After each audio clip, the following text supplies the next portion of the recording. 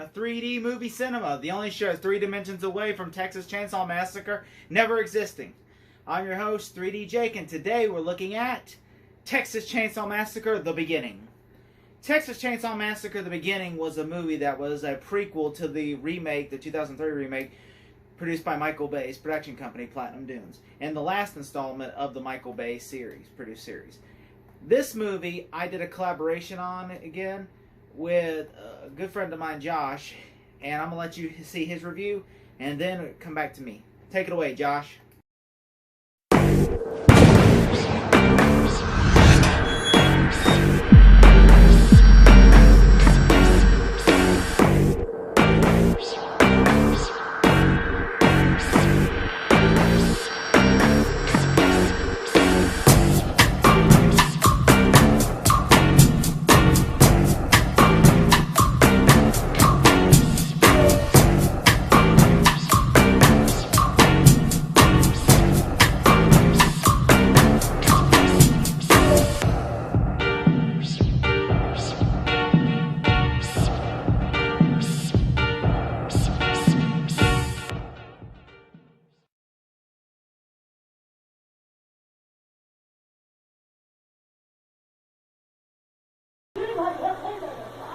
Alright, so Texas Chainsaw Massacre: The Beginning is the prequel to the 2003 Texas Chainsaw Massacre remake and is the 6th Texas Chainsaw Massacre movie to come out.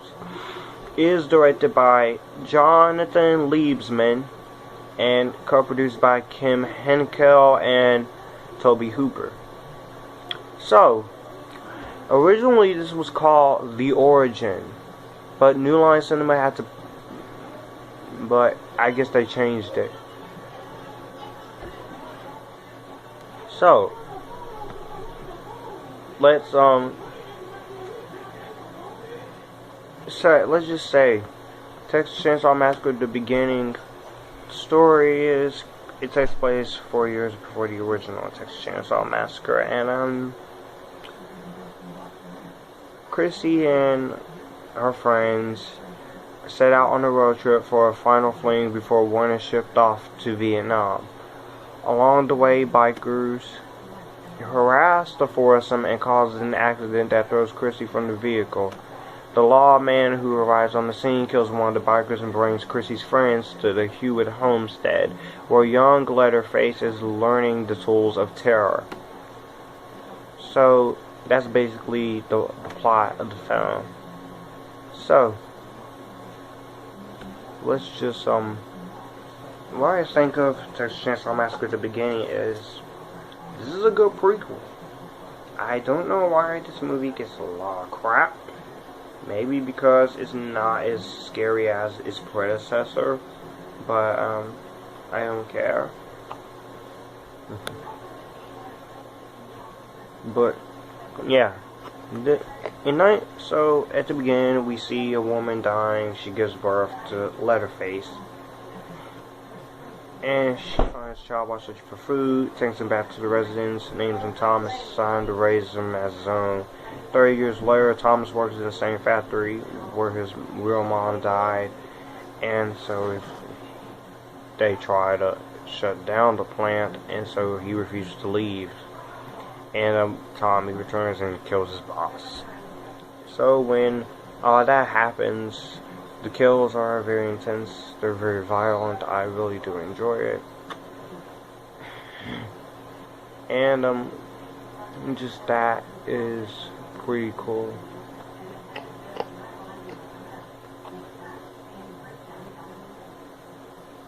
And just everything else is pretty awesome.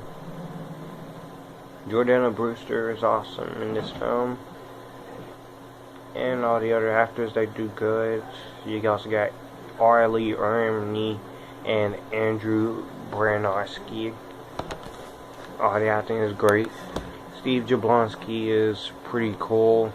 Yes, it's full of blood and gore, but it does have enough scares and a coherent story, which honestly I think people just hate that because it's a bunch of crap.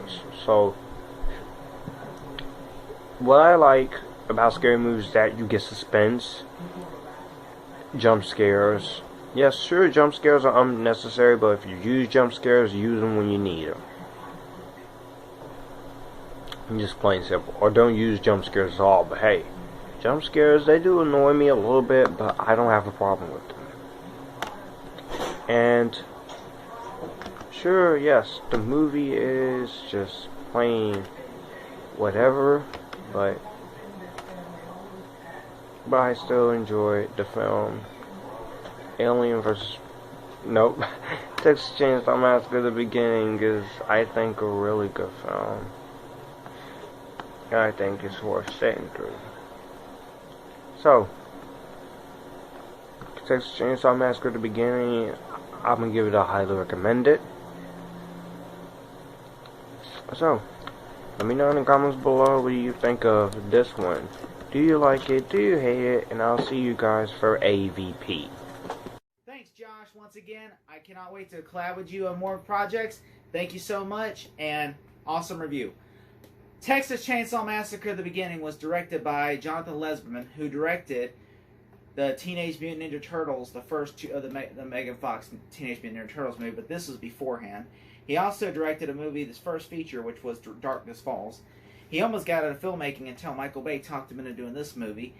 And I will say, this movie is one of my favorite Texas Chainsaw Massacre. It's well directed, well written, well acted. Hell, it even stars Matt Bomer, who you would go on to, do a bunch of stuff like White Collar, and he also did Magic Mike and lots of other projects henceforth, and Doom Patrol, and so lots of other projects. And I really respect him as an actor.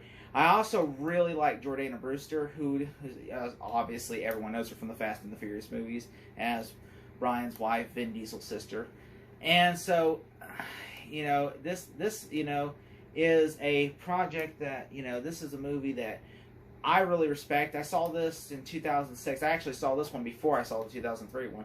And I really enjoy this movie. I have a respect and a soft spot for this movie because this one I've seen millions of times. I love the acting in this movie. I think the acting is well great. Like Jordana Brewster, obviously, it's not Jessica Biel. She has more of a character in her. But I do love that the story is a prequel, that we get to see how how the Hewitts became the Hewitts, and you even get to see how, like, the sheriff, who's the character that's great in the 2003 one, he's a side character in that one, and the Leatherface is more the star. While in this one, Leatherface is more of a side character, and he's the star because everyone knew that the audience loved the sheriff, and so Michael Bay really wanted to make sure that when you watch this, that the sheriff is a star, and he tortures these people in horrific ways, and he is an evil, sadistic person. But I really respect this movie, but how acting R. Lee Ermey, rest in peace, gives one of the best performances of his career. I know most people say the drill sergeant in Full Metal Jacket, or the army men from Toy Story, or even his role in The Frighteners as the drill sergeant again. But I think this role is one of the best, especially, coming from him. He just, really gave it an all. And I also I know this script was not written by the same writer from the 2003 one. I think he went on to write something else, so they hired a new writer called Sheldon Turner, who would go on to write X-Men, co-write X-Men First Class with Matthew Vaughn, Jane Levy, and Zach Stentz and Ashley Miller. He would go on to co-write that with them, and this was a movie that I really think he was a great writer on. I love this movie. I mean, it's really sadistic, and you see how these characters become formed. Like, you saw how Leatherface, it shows you that he has a skin condition, and how his face is deteriorating, and I will say that, and you see that, that this is the one side plot is the soldier, this dude's trying to burn his draft car because he doesn't want to go to Vietnam the way his brother, because he knows his brother saw some horrific shit. And so he's like, I don't want to do that. I really don't. I hear you scream at night, and I just don't want to go there and suffer the same fate as you. And so, which I agree, that's kind of traumatic, and that really is not touched upon a lot in movies because of the subject matter at hand. And so, when I watch this movie, I just imagine how great this, story is, and they don't even make it there because Leatherface, the Hewitt family, just just ruins them. And and I know some people had issues with this movie because Leatherface is a side character in the movie, and that, you know, the focus is on the family too much. You know, while in the first one it focuses on Leatherface, but the family were side characters. Well, in this one they're more front and center. Leatherface is kind of in the back seat. I understand that, but I think it's still a wonder. It works, a wonderful story, and you know, and some people even had issues that it felt like a repeat, or like, okay, the only difference is the family wins at the end, because it's a prequel. And I will say I get that, and I get that totally. And I mean, I will say the movie feels like, you know, a prequel. You know, it does. It feels like, I mean, and you know, like, you know, you see some stuff that, you know, even little stuff like him losing his teeth. How did he lose his teeth? Oh, he figures that out. Why is he called, you know, Sheriff Hoyt, you know, and you see that why. And just, you know, little details that they figure out. How he puts on, you know, whose face, you know, how he gets the skin faces, you know, little details like that. And, you know, all these stuff that, you know, accumulates into, like, you know, the Texas Chainsaw Massacres. And I will say that, you know, there is, like, an iconic dinner table scene.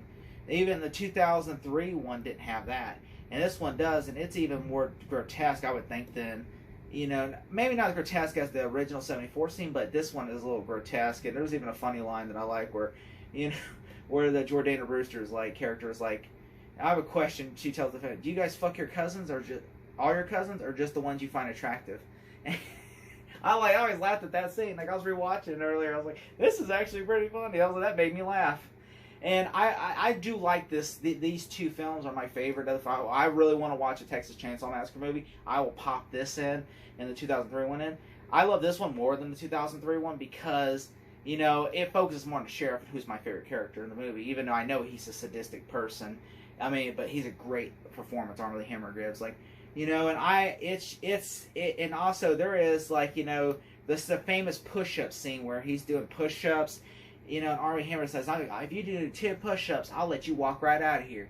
And then every time he goes 1, and he goes 2, and he goes 3, and he beats the shit out of him every time. And then finally he gets all 10, and then he beats the shit out of him more and says, my money says he ain't going nowhere. You know, and just the sadistic human being that man is. You know, and just like he is, like, you know, the epitome. And I do like that, you know, like there are so many iconic moments in this movie, like with, you know, the scene where, like, he blows that biker away with a shotgun, or where he holds, like, the chainsaw. Like, I mean, Leatherface has some great moments too, like where he cuts the guy in half with the chainsaw, the biker dude, while, like, the sheriff holds him down, and cuts him in half, or the scene where, like, he gets shot in the leg, and he goes, like, you know, and he's like, oh, and, like, he gets shot. The grandpa shows you how he gets his legs cut off, and he's like, we get shot in the leg, and the chainsaw guy, Leatherface, cuts it off, and then he's like, oh, you did a shitty job, and I cut the other one off. And I'm like, wait, no, just like there's some dark humor in that, like that, but I thought that was great. And, you know, the movie does, like, it does wrap everything, like, I would say, because it would be really hard to do a sequel to the 2003 film, because, you know, one, the best character of the movie is gone, because he dies at the end, but you know, the first film, you know, kind of self-contained story. Like, it just ended, like, you know, the whole series. While you go back to the 2006 one, is a prequel, and it wraps everything up. So, like, which I understand, this movie, when it came out, got mixed reviews, and it did not perform well because I think it had a bad opening weekend because it was put up against another film. I think it was a Saw movie or something, to where people just didn't want to give a shit. And said, oh, I'd rather watch this than watch the Chainsaw movie. I've already seen the first one. Why do I need to watch this one? And so, but at the end of the day, it's a fun film. If you just want to watch something like a little horror film, not gory, grotesque, but just still like a fun time of like a chainsaw. If you love the 2003 one, you'll love the 2006 one. If I'm going to give this grade, I'm going to give it a solid A-. Thank you all so much for watching. Thank you so much.